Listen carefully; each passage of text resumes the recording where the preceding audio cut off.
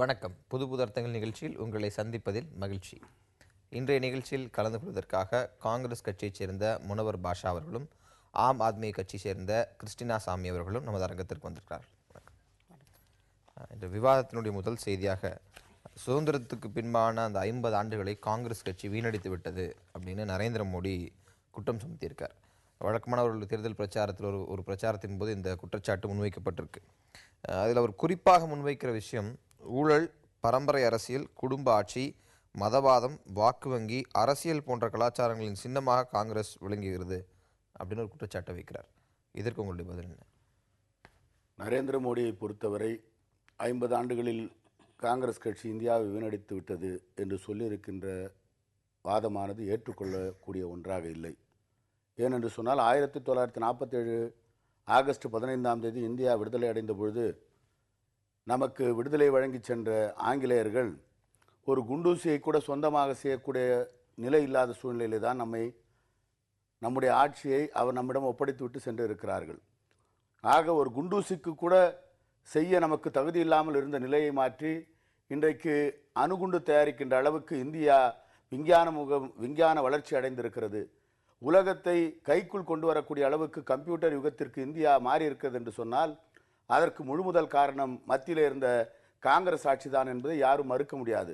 அதே நேரத்தில் ஊழல் மலிந்து விட்டது, அதை போலவே மதவாத அரசியல் நடந்து கொண்டிருக்கிறது, வாக்கு வங்கி அரசியல் நடக்கிறது என்றெல்லாம் நரேந்திர மோடி சொல்லிக் கொண்டிருக்கிறார். பாரதிய ஜனதா ஆட்சியிலே கூட தான் வாஜ்பாய் பிரதமராக இருந்த பொழுது ஊழல் நடந்திருக்கிறது. வாக்கு வங்கி அரசியல் என்பது எல்லா அரசியல் கட்சிகளும் வாக்கு வங்கியை நம்பித்தான் அரசியலை நடத்தி கொண்டிருக்கிறார்கள். காங்கிரஸ் கட்சியை பொறுத்தவரை இந்தியா ஒன்றுபட்ட இந்தியாவாக இருக்க வேண்டும்.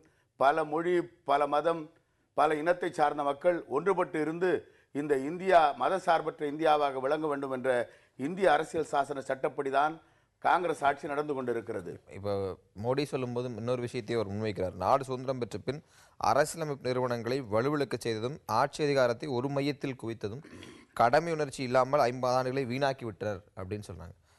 இது போன்ற குற்றச்சாட்டுக்களை ஆம் ஆத்மி கட்சி எப்படி பார்க்குது? அதாவது கொடுக்கப்பட்டிருக்கின்ற அந்த குற்றச்சாட்டு என்பது ஒன்று, அந்த குற்றச்சாட்டை சொல்பவர் யார் என்பதும் இன்னொன்று விஷயமாக பார்க்க வேண்டியிருக்கின்றது. குற்றச்சாட்டுகள் கருத்துப்படி மாற்று கருத்து அல்ல. ஆனால் இதில் காங்கிரஸாக இருக்கட்டும் அல்லது பிஜேபியாக இருக்கட்டும், 2 கட்சிகளும் அனைத்து குற்றச்சாட்டுக்கும் உரிமையாளர்களாக இருக்கிறார்கள் என்பதுதான் எங்களுடைய பார்வை. இந்த ஒரு சூழலில்தான் ஒரு மாற்று அரசியல் வர வேண்டும். மக்களுக்கு கடந்த 60 ஆண்டுகளுக்கு மேலாக மாறி மாறி வந்த இந்த 2 கட்சிகளும் மக்களை பாழ்குழியில் தள்ளிவிட்டார்கள். அரசியல் அமைப்பே இன்று ஜனநாயகத்திற்கு புறம்பாக மாறிவிட்டது. நிர்வாக அமைப்புகள் அனைத்தும் அதனுடைய கடமையிலிருந்து கடமையை செய்ய தவறிவிட்டன. இதற்கு எல்லாவற்றிற்கும் காரணமாக இந்த 2 கட்சிகளுமே இருந்து விட்டன. இதனுடைய விளைவாக இன்று மக்கள் அவர்களுடைய அடிப்படை வாழ்வுரிமைகளை இழந்துவிட்டு,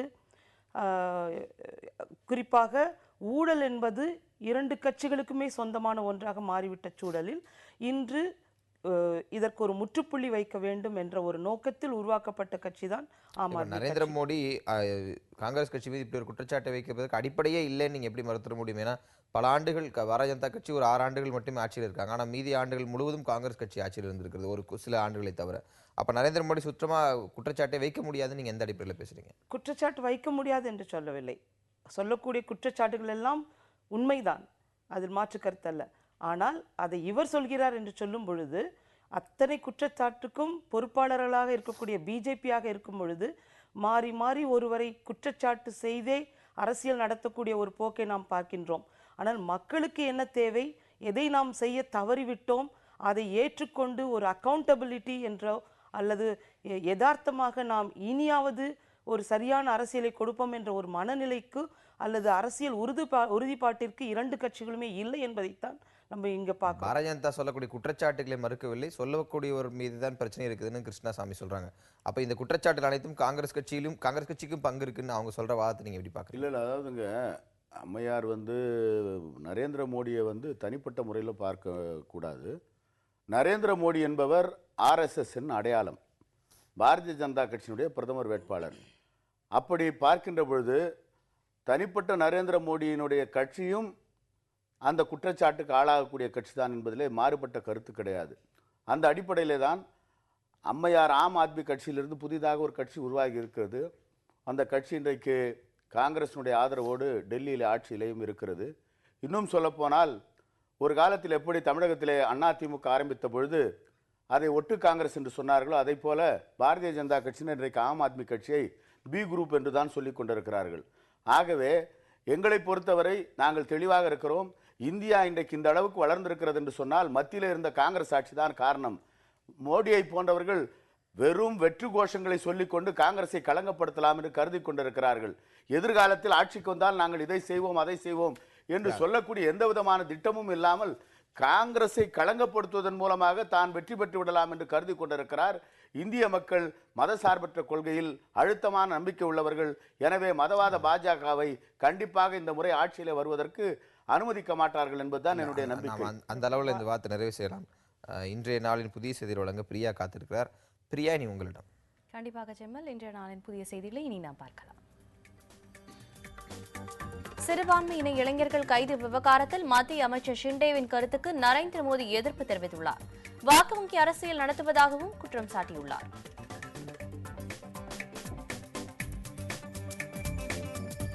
பேச்சுக்கு பின்னரே தமிழக மீனவர்கள் விடுதலை செய்யப்படுவர் என்ற இலங்கை அமைச்சரின் கருத்து தவறானது என மத்திய அமைச்சர் நாராயணசாமி கண்டனம் தெரிவித்துள்ளார்.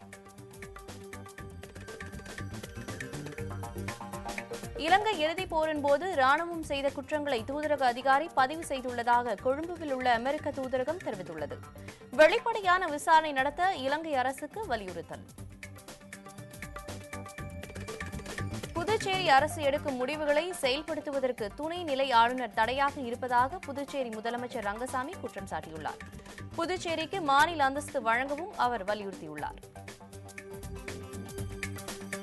துணை தூதர் தேவயானி வலுக்கட்டாயமாக வெளியேற்ற அமெரிக்கா உத்தரவிடவில்லை என வெளியுறவுத்துறை அமைச்சர் சல்மான் குர்ஷித் விளக்கம் அளித்துள்ளார்.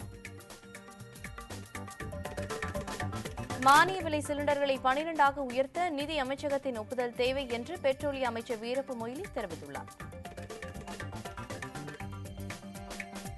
தனிப்பட்ட பாதுகாப்பு எதுவும் தேவையில்லை என்று டெல்லி முதலமைச்சர் அரவிந்த் கெஜ்ரிவால் சொல்லியிருந்தாலும் அவருக்கு உச்சக்கட்ட பாதுகாப்பு வழங்க உத்தரப்பிரதேச மாநிலம் காசியாபாத் காவல்துறையினர் முடிவு செய்துள்ளனர். ஊழல் குற்றச்சாட்டுக்கு ஆளாகியுள்ள இமாச்சல பிரதேச முதலமைச்சர் வீரபத்ர சிங்கை பதவி நீக்கம் செய்ய வேண்டும் என குடியரசுத் தலைவரை பாரதிய ஜனதா வலியுறுத்தியுள்ளது. நீலகிரி மாவட்டம் உதகமண்டலம் அருகே சுற்றித் திரியும் புலியை பிடிக்க கூடுதலாக 4 கூண்டுகள் அமைக்கப்பட்டுள்ளன. இங்கிலாந்துக்கு எதிரான முதல் ஒருநாள் கிரிக்கெட் போட்டியில் ஆஸ்திரேலிய அணி 6 விக்கெட் வித்தியாசத்தில் வெற்றி பெற்றது. இதன் மூலம் 5 போட்டிகள் கொண்ட ஒருநாள் தொடரில் ஆஸ்திரேலிய அணி 1-0 என்ற கணக்கில் முன்னிலை பெற்றுள்ளது. ஈராக்கின் பல்வேறு பகுதிகளில் நடைபெற்ற வன்முறைகளில் 34 பேர் உயிரிழந்தனர். அன்வர் மாகாணத்தில் தீவிரவாதிகளுக்கும் அரசு படைகளுக்கும் இடையே மோதல். சிறிய இடைவெளிக்கு பிறகு புது அர்த்தங்கள் நிகழ்ச்சி தொடரும்.